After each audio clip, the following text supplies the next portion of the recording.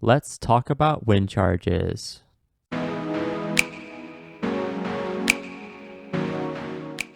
From moving mobs, interacting with redstone, playing minigames, and trolling your friends, I'm going to go over some of the best ways to use wind charges. Make sure you stick around to the end because the last one will blow your mind. But first, what are wind charges and how do you get them? In Minecraft's latest update 1.21, they added a new mob called the Breeze. Breeze spawn in the new trial chamber structures at the Breeze spawners. You'll know it's Breeze spawner by looking for the chiseled tough blocks surrounding the spawner.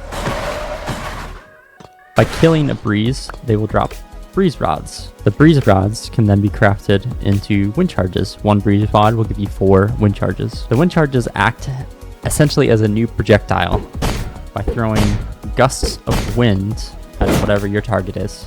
Now that we know where to get wind charges and how they work, what are some of the uses for wind charges? Perhaps one of the most interesting use cases for wind charges is to remotely interact with redstone.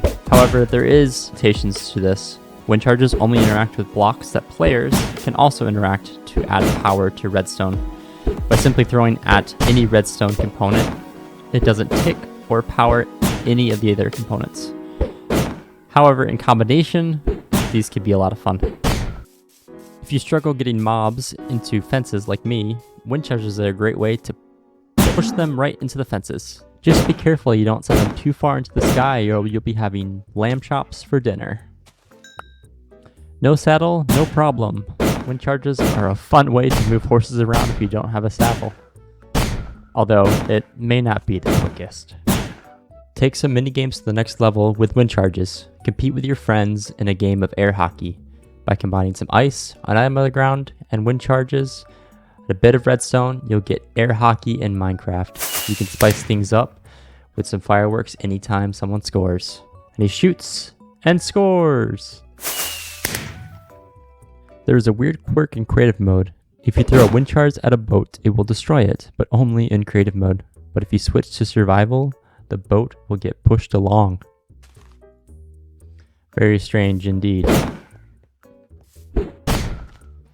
We've already learned that wind charges can interact with redstone, flip levers, push buttons, and even ring bells. But one legendary Minecrafter took this to the next level. The redstone genius himself, Mumbo Jumbo, discovered pairing this with copper bulbs you can remotely draw with wind. And if you really want to impress your friends with clever placements of hidden dispensers with one click of a button, we can have an instant creeper face. Another fun minigame adaptation is to use wind charges, trapdoors, and a tall arena to play some wind charge spleef. Because wind charges interact with the trapdoors, you can battle your friends to see who can survive on the trapdoors the longest. TNT launchers are old news. Most of the time you die from fall damage anyway. And to keep the TNT stocked is very expensive with all the sand and gunpowder. This is a much simpler approach that avoids fall damage altogether. Using 5 dispensers, pressure plate, filling the dispensers with wind charges, we have an effective launcher, like so. And there's no fall damage. One of the best uses of wind charges is to secretly troll your friends from a distance. You see my friend over here building his castle. Boom. Didn't know where it hit him. And then hit him again. Still not sure what's hitting him. One of the best minigame adaptations using wind charges is called Wind Charge Death Run. It's basically where one team is running on a dangerous course and the other team is trying to knock them off or kill them in the game by using some kind of projectile. In this adaptation, the projectiles are wind charges. They can be thrown at the player or thrown at buttons on dispensers that trigger traps that can damage or trip up the running team. Here's a brief first-person view of Wind Charge Death Run.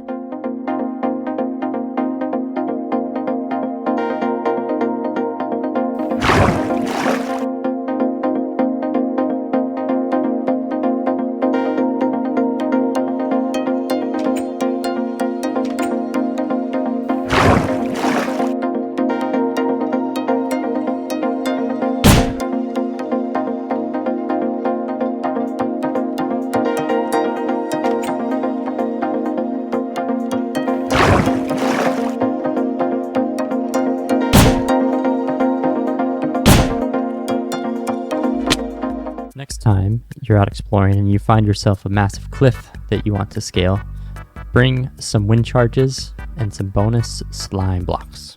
Using the wind charges and the slime together will make it so much easier to scale.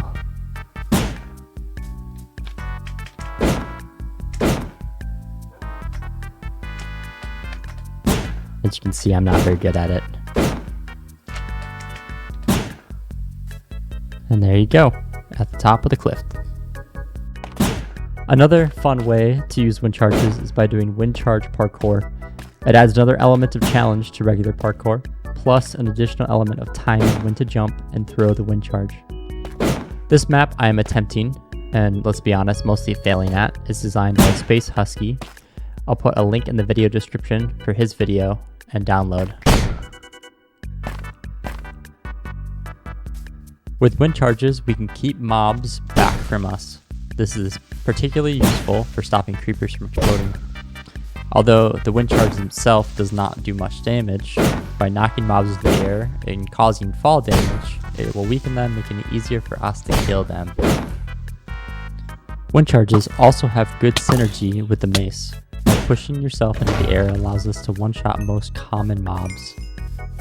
And I don't know about you, but taking care of the common mobs with something a little bit quicker makes life so much easier.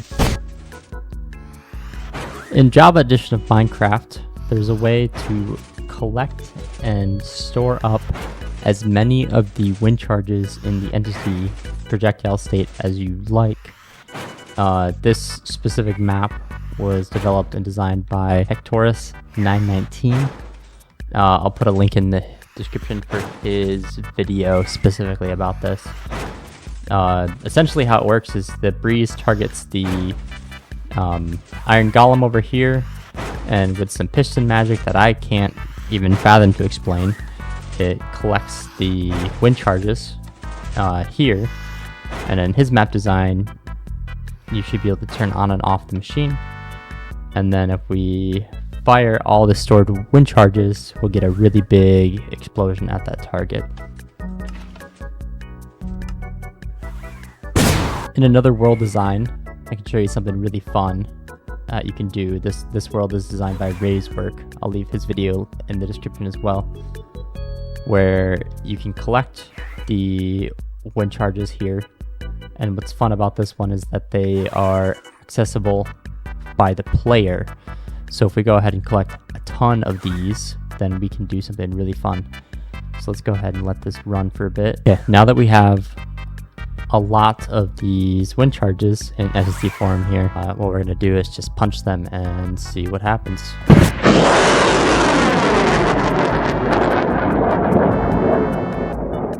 I mean, come on, that is insane. Basically, it creates a Minecraft space program. I first saw this on a video, I'll leave it into the description as well, by DocM77. I don't know if he's referencing Ray's work and Hectorus, but I'll leave all the links in the video description for your reference. One last crazy thing to highlight is that Ray's work developed basically a wind charge cannon that will fire an arrow into any mob placed down here with enough power to one-shot even a warden. So there's a dispenser run-out clock here, and this will time the shot of the arrow. So I'm going to spawn in a warden when this is really close to being done, so we can see if it will kill the warden with one shot.